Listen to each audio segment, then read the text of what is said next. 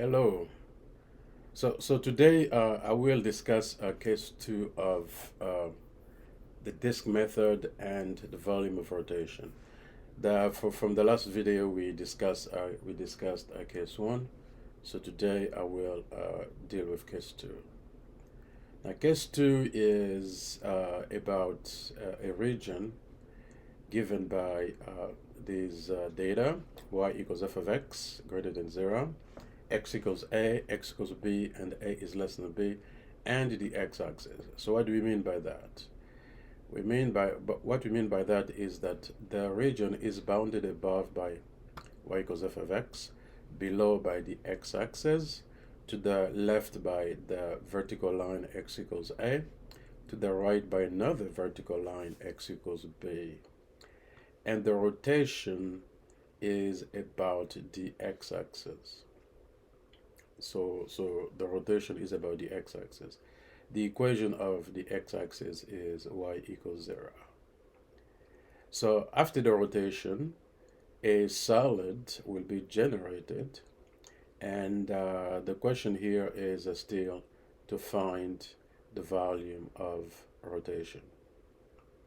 So what we're going to do is basically again draw our cross-section line,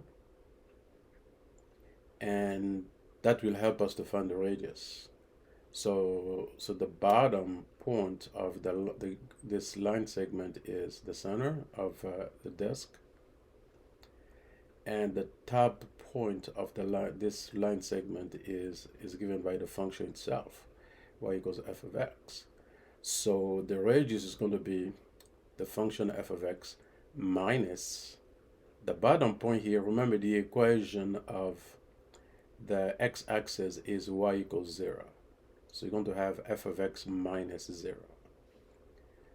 F of x minus 0 is f of x. So the radius is just the height of the function itself, which is f of x. Since that the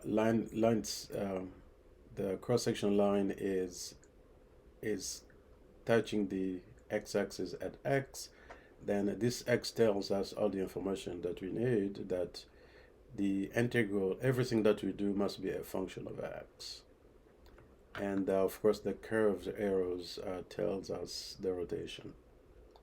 So we write, so step two, okay, step one was to sketch the region and find the radius and show all those curved arrows. Step two is after you find the radius, then you write down the radius, r of x equals f of x. And then you find the area of the disk, which is pi times the radius squared. So since r of x is f of x, then you get pi times f of x squared. And then to find the volume of the rotation, we know we'll have to integrate the area of the disk. So the area of the disk is pi times a quantity f of x squared. We're going to integrate that from a to b. So here's an example. Find the volume of rotation, and they give us the region that is described by y equals 1 minus x squared, and then y equals 0, which is the x-axis. And the rotation is about the x-axis. So you sketch your region, which is step one. You sketch y equals 1 minus x squared, so which is this parabola that opens downwards. And the parabola, and then the region was also described by y equals 0, which is the x-axis. So that gives us this region R. But we still want to know those points of intersection of the parabola and the x-axis. So any curve that crosses or touches the x-axis at any point, those points we call them the point of interest, the x-intercepts. So by definition, to get the x-intercept, all you have to do is set y equals 0 and then solve for x. So after we set y equals 0, we get 1 minus x squared equals 0. When you solve for x, you get x equals plus or minus 1. So we say a is negative 1 because a is always less than b. So a is negative 1 and then b is 1. So this point is negative 1 for x, and then 1 for x here. So that gives us the boundaries of the region, the x boundaries. So that means when we set up the integrals from a to b, we're going to integrate from -1 to 1. So we try to find the radius. So we go within the region, we draw our cross-section line. And then the top point of the cross-section line is the function itself, and the function is 1 minus x squared. And the bottom point of this red line is actually y equals 0, which is the equation of the x-axis. So the radius is just going to be 1 minus x squared, which is this point, and then minus 0, which gives us 1 minus x squared. So we get the radius to be r of x, which is 1 minus x squared.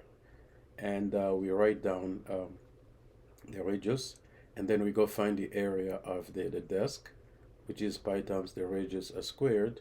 So we're going to take pi times quantity 1 minus x squared all squared.